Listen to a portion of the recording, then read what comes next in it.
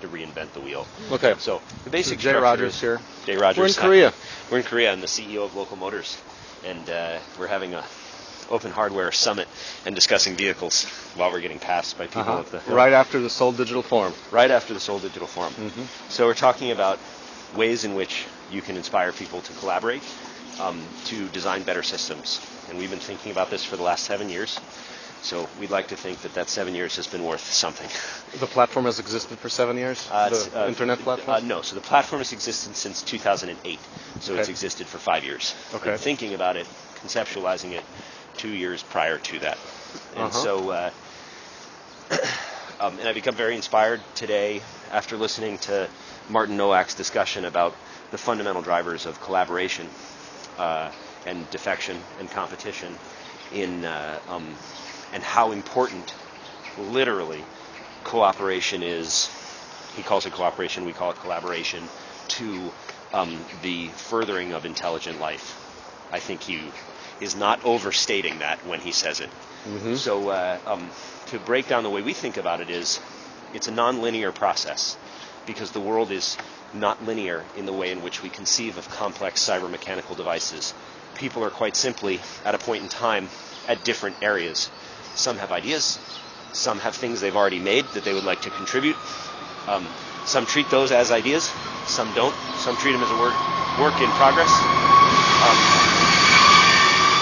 There are bodies of knowledge that have nothing to do with an idea, but they are simply an aggregation of laws or principles that people ought to understand before they pursue something that I'd consider to be more of know-how. There is instructions, like the ability of how to deconstruct or construct or make something, which is neither an idea or a body of knowledge. It's quite simply more a factual description of how to get from here to there quickly, like, this is when a brake pad needs to be changed and how you would do it. Or this is the type of material that you put on a bolt to keep it from opening up under different stress loads. Those are less bodies of knowledge and more just simple how-tos.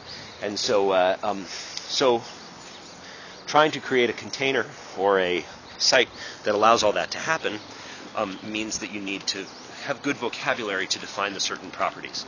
So one of those, so the vocabulary would consist of the following things in our world.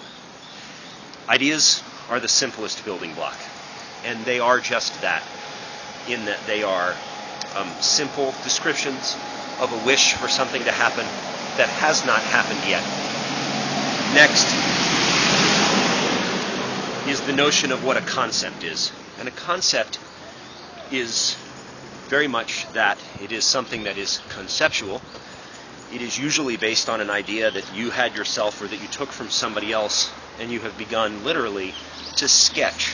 And sketching can be in any format. It could be in words, it could be in rasterized graphics, it could be in CAD, but it is, I think, fair to say that the word concept is synonymous with the notion of a sketch.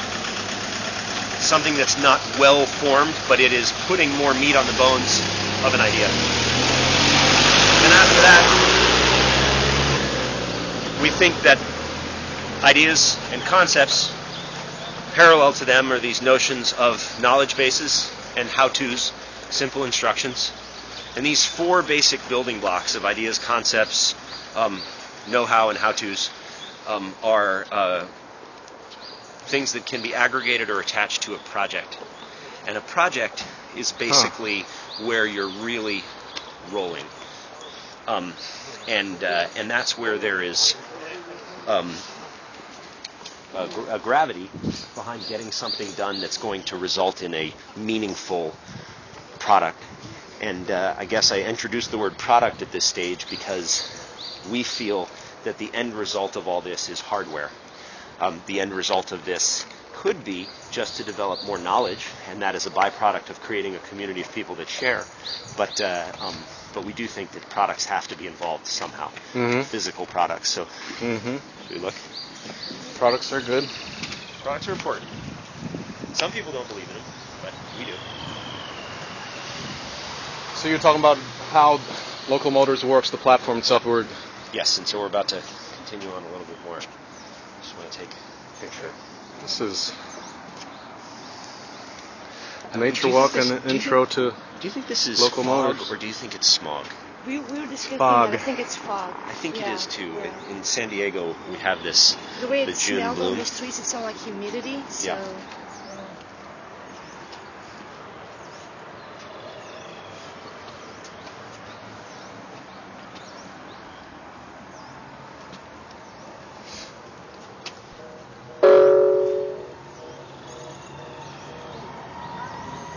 Mm-hmm.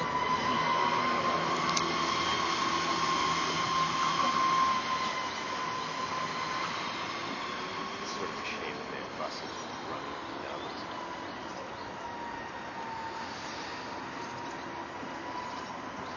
These are like sugar pines.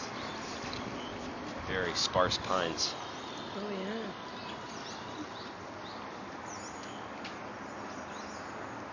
So you come up with somewhat of a basic taxonomy of how you Right, and so I'll Classify finish I'll content. finish the taxonomy now, just because it shouldn't take that long. If it's too hard to understand, it's not useful to people. And so a project is sort of the more elevated thing. That's the thing that's heading toward a product. Uh-huh. At least it hopes to head toward a product. And there's a chance that it could fail. Failures always must be an option, even at the project stage, because nothing's defined until a customer wants to buy it and use it, and it makes a difference in their life. So a project's still short of that. And a project can be acted upon. So everything we've described before is a noun. So an idea, a concept, a know-how, a how-to, a project, these are all nouns. But now you can start to introduce verbs that are a little bit more complex, would be the way that I talk about it. And that's things like challenging someone or asking someone to cooperate. Of course, cooperation is happening just by virtue of you coming to the site and sharing things under a Creative Commons license or similar type of sharing construct. But once you have a project, you can actually act upon it to get people to do more. And you can give someone a task. So you can task someone on a project, which means, hey, I have 5 things I need to get done. Here's the timeline, and I can't get these 4 things done until I do the first one. This is therefore critical path by definition. So you can task people in a project. You can challenge people in a project, which is where my fundamental question came up about, is Martin Nowak telling us that challenging is inconsistent with cooperative development and the benefits of cooperation? And we can come back to that, but I guess you can challenge people. You can incentivize people to cooperate. He gave 5 examples, which I think are all very, very meaningful, which is I can either simply, what I think he was saying is irrationally ask people to cooperate, which generates the virtuous cycle of if I cooperate with you, you will cooperate with me, and we will continue to get better at doing that. The other thing he said is that basically you could get family members to cooperate, whatever a family means, or you could get friends to cooperate, or you could get people that have a shared interest because they can touch each other, feel each other, or do the same thing. I think that's 4, but effectively that encompasses what he was talking about as motivations for inspiring cooperation. And you can do that on a project. You can say, hey, you all are in the same town, or hey, you have the same commuting route, or you have the same heat that you're trying to deal with, or you have the same lack of supplies or abundance of supplies, and that can inspire cooperation, and all of that can be acted upon a project. You can even invite corporations, which I think is an important part of it, to be better actors associated with things. So you can say, here's your place to engage. You can engage on a project. And that tends to be where they want to be anyway, because they don't want to be at the level where stuff doesn't get done. They want to be at a level where they can make things happen.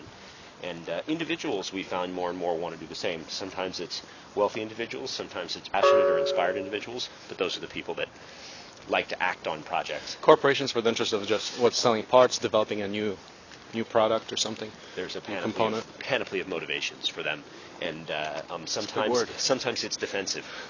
Sometimes it's simply I don't do something, but somebody else does, and if I open it up to the world, it sort of destroys their ability to be able to take value from it, which just decreases their competitiveness. You've seen that leveraged in your work? Absolutely. Yeah? Oh, that's 100%. slick. And you see that leverage, Okay. that's a great motivation to work for people, which is to say, look, I mean, I believe in many ways that's where we're going with powertrains in the world. the development of the car was synonymous, though we don't admit it, with the development of the powertrain.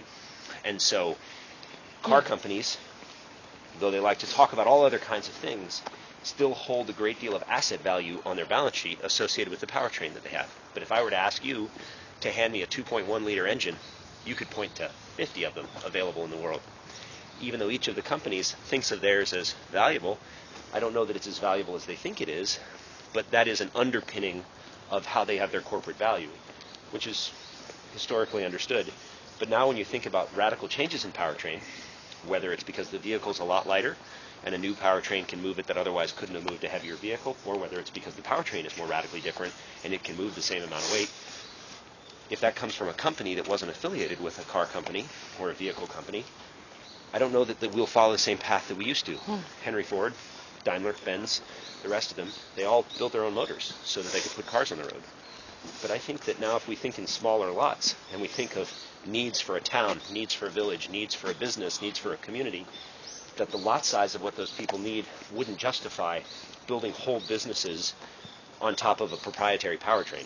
I think that powertrains probably ought to be built that can service lots of different as a separate entity, and then you can start to build vehicles on it. In point of fact, So I'd really like to see going powertrain- towards modular, more Yes. modular design. Yes, and I think that if we had started the whole discussion on modularity and I had simply just said, the secret to reinventing vehicles is to simply make them modular, that would be unfair, because there's some pretty critical things about vehicles that modularity ignores, and so we should come back to that. But I think that, just to finish on the subject of powertrain, I'd like to believe, this is just me opining on things, I'd like to believe that powertrains could be given back to people, period. Because I think that the harder thing to do in the end is actually to design vehicles that are meaningful and relevant. And that's about the style and the function, and the powertrain is really only one part of that. Mm-hmm. And there aren't that many ways to move mass around. I mean, you have to store energy, you have to release the energy. We don't know that many ways. We have internal combustion engines, we have magnetic rails, we have electric vehicles. That's pretty much it. I mean, I don't know. We have wind is another power, like literally a sail on a vehicle. And so I don't know but what those things ought to be opened up to people now, because the vehicles we could get out of them have so much white space around them that could make the world better, that if it is the powertrain that unlocks that white space, then that's where we should focus opening things up, because then people can do so much with the rest of the things. Do you agree to the collaborative aspect, the open source aspect, as a critical element in your work, or is that? It's critical. So for so many reasons, but it's an important thing to be said, that vehicles are complex. They have so many degrees of freedom that changing one will affect so many of them down the line. An average vehicle today has 20 to 30,000 parts, depending upon how you aggregate up the kits. And so with that many decision points about what you're going to use and how they're going to be arranged, I just don't think that it is sustainable anymore. And the reason that I base this statement on is based on what we have seen in the more perfect form of corporations, that they are simply limited in what they can get done. But I don't think that that form of organization building and product building has shown to be the best with so many degrees of freedom. So what I think happens is that in the non-open version, people have tended to be incremental actors by natural definition. So they do the minimum amount that they have to stay ahead of the rest. And there is little, because of the risk and the capital and the number of people they employ and how regulated they are, there's little incentive to make major change. Mm-hmm. And so I think that being open is perhaps the only way for people to move forward and really break the logjam. So, yes, I think it's critical. It's critical. And what's at stake? Are we talking about just higher mileage? What's at stake is the future of our Earth. Not to be, it's the future, and I think that it is also the future of our enjoyment and our happiness. And so it is not just about sustainability. It's about a sustainable way of life when you think about how you love what you love. To sort of start at one end of that discussion, which many people don't start out today, is I think people want individual freedom of travel. I don't think that travel should go the way of removing people's individual freedom. And so we need vehicles that allow that to be able to be expressed.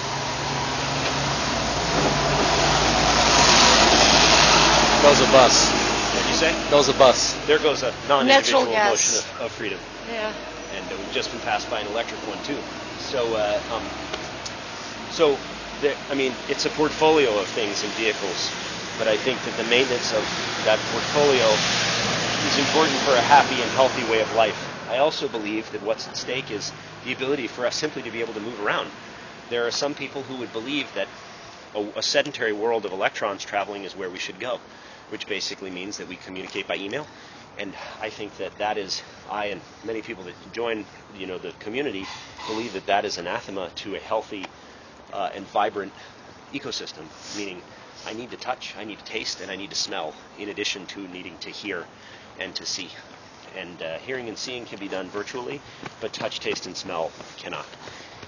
Vehicles allow us to touch, taste, and smell because they allow us to, for example, we're here in Korea today. We arrived on a vehicle, came on a plane.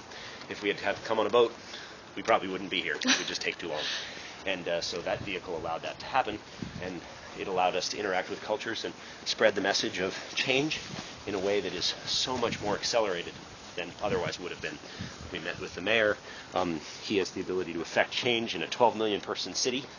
And we did that because we were carried over by a vehicle, literally to his office and up into his office through an elevator vehicle and an escalator. And, that was after we got off the plane. That's at stake. Because if we don't do it right, decisions will be made that will limit our ability to travel in vehicles. Because we'll go to the lowest common denominator. Which that will is? be very disruptive. Lowest common denominator will be restricting people's individual freedoms for the necessity of the common good, as it's seen. Really? Wow. So you connected the long-term view here, how this will evolve. That the more people there are, the more constrained we are going to be in mobility. We're already in a resource-constrained environment, and we already have, differences in government around the world, which regularly allow restriction of people's freedoms. There's too much smog here, so you can't drive that, or there's too much congestion here, so you can't drive that, or you have to pay this tax in order to be able to do it. So you want to leapfrog all those kinds of issues. I mean, and just look at, simple daily life. Wouldn't it be better if we drove in safer vehicles? It's not fair that fairness is maybe a tough word, it's not right that we have so many people die in car crashes in a year when that could be saved or changed. It's not right that we have so many cars on the road that only have one person in them. But there are good reasons for why these things exist, given the current technological solutions that we have. Regulatorily, we keep that alive. Mm-hmm. We make it easier for people to have a vehicle with 3 other empty seats so that things can happen in the 5% of the case that you need to use it, and the 95% of the time, you really only need one. Mm-hmm. And how do you see the answer to the safety issue? Just better safety features, or the thorough redesign of the What roads? safety issue? Well, such as just crashing. Okay. Crashes. So vehicles are important because they take us around, and they typically accelerate us and decelerate us because they accelerate us up to speed in ways that can be really harmful to our body. And that's sort of the scientific definition of a crash, if you will. It's the rapid deceleration of your brain bucket and or your internal organs, and you want that deceleration to happen over the most attenuated distance and time. Uh-huh. And so I think that crashes are just one thing. Safety is also about crashes with people who are outside your vehicles. How do you work to keep them more safe in an environment? Then there's crash energy. When you hit something, how much damage do you do to property? Other things like that. And I think for me, there is one proven fundamental vector that we've been ignoring in the last 100 years of automotive development, and that is lightweight. We've just really ignored it.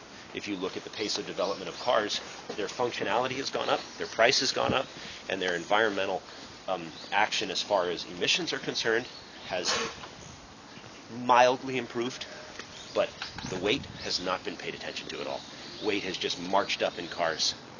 How does low weight make for a safer car? I mean, so yeah, for the external environment, for the internal environment as well, or? So it's all connected. And basically what you can look at is if you regress deaths per million vehicle mile over the history of vehicles, if you regress deaths per million vehicle mile over a bunch of different factors, but if you hold constant for certain things and you look at the effect of weight on deaths per million vehicle mile, and you hold everything else constant, what's fascinating is that deaths increase as weight goes up in the car. Yeah. Which is not intuitive. Everybody would tell you, oh, my car's safer because it's Is heavier. the reason the agility of the lighter weight? It is. It's everything. It's induced energy into the crash. Force is mass times acceleration. And so many other things can go wrong because you're throwing that much weight behind it. It's kind of thinking like, how come a ping pong ball doesn't get hurt when it's whacked around? That's exactly right. And so, but of course, there's a deeper discussion there, which is, we started thinking about cars as, well, if I'm in my car and you're in your car, and we hit each other head on, and our cars are equally well built, equal size. Good morning. If our cars are equally well built and of equal sizes, then in that perfect situation of a head-on crash with cars that are equally well built and of equal sizes, I would prefer to be in the heavier car. But the fact of the matter is, the vast majority of crashes do not happen head-on. They do not happen with vehicles of equal size, and they do not happen with vehicles of equally good construction. So it's just a mixed bag out there. And effectively what we need to do is start recognizing that and say, let's start, it's almost like nuclear non-proliferation. You know, mine's going to be bigger than yours and yours is going to be bigger than mine and we're just going to keep going up. Somebody's got to start saying, I'm going to make a lighter car. And what's nice, there is a stopgap. Nobody has to take it on the chin and cooperate in a way that's damaging to them because the stopgap is size. And that's the thing that gets ignored. The bigger the car, the safer the car. So if you do the same regression over deaths per million vehicle mile and you do it against size of the vehicle, holding everything else constant, you get the response that you'd think you'd get, which is the bigger the car, the safer the car. Deaths go down. So what it says is, the heavier the car, the more deaths happen. The bigger the car, the fewer deaths happen, and we often confuse the two because we often make the assumption that the bigger the car is, the heavier it has to be. But it's not true. If we fundamentally change the way that cars are built, we use open methods to bring in new things, to break the logjam, we could arrive at a much better solution, which is I could make safer cars because I make them bigger, and I'd stop railing against the machine where I say, oh, big cars are awful. Big cars are not awful. When you're traveling at 90 miles an hour, a big car is a necessity, but a heavy car is not. So, we need to get smarter about that. I mean, we're in an age where we can share information all over the world, and it's not acceptable for us to lie to each other and say silly things like big cars are evil, because that's not what we mean. We mean something else. In a city, a big car has its own attenuated difficulties, which are they take up more space, and so that's understandable. But I think the answer is that means in a city, maybe you shouldn't be driving faster, in which case a smaller, lighter car would be acceptable. And that could be regulated to say, in this city, speed limits need to stay below a certain amount so that we can get around in smaller vehicles. I would love to see that, because as a virtuous cycle, I think that we could develop so many incredible vehicles for a city if we were allowed to bring the size of them down. That would be amazing. And you say allowed, so I mean there's no financial incentive currently to bring those sizes down? It's very difficult. I mean, we've had examples of sizes coming down, but everybody is so focused on how dangerous the small vehicles are. And so it makes it difficult for adoption, and with great reason. I mean, there are lies that are also told to us also, which is like, oh, I have a smart car, and it's got a NASCAR cage around it, so you can't be hurt. Well, the truth is that it doesn't matter whether nothing intrudes into the car. If you look at the videos of a smart car crashing against a concrete barrier at 70 miles an hour, there is no crumple. And so without crumple, you just stop. And that means that your body is thrown into the seatbelt, and that's just as damaging. So you need crumple. So when you drive a smart car, what you're hoping is you don't hit a concrete barrier. You're hoping that you hit something which will have double the compression of capability over the same distance, so that you and them will be safe. And that's not great design. Okay. So we can say that overall the innovation in the car field, it's just slow. It's like, I mean, your main concept is we're going to unleash innovation on... It's too slow. It just has to speed. And so I'm excited about things like car sharing because I think that that's a way to make efficient the things that we have, but that's not going to increase innovation. That is just simply going to make what we have more efficient. And so I laud those efforts, and I think they're very important. And but we are focused on the pace of innovation in cars, and we think that needs to go forward so much faster. So are you seeing evidence of that happening from your platform already? Oh, absolutely. I mean, we're seeing people feeling like, I mean, first of all, we're fighting against 100 years of history, so I wouldn't expect it to happen easily. I would expect it to happen in steps, like big steps, as opposed to like gradually. And already, all you need to do is be near one of our vehicles on the road, and people say, "What is that?" You say, "It's a Rally Fighter," and they say, "Never heard of that." And you say, "Well, it's designed by a community of people online, open source car. It was the first car that the crowd built that is sold to the general public." 60K? It's 90K now. Started as 50K, so it's gone up. And but we also do an open tandem right now, which is meant to be in the $10,000 price point. And we're doing a motorcycle. We'll be doing a bicycle coming up next. So price to us is just about where the product ought to be.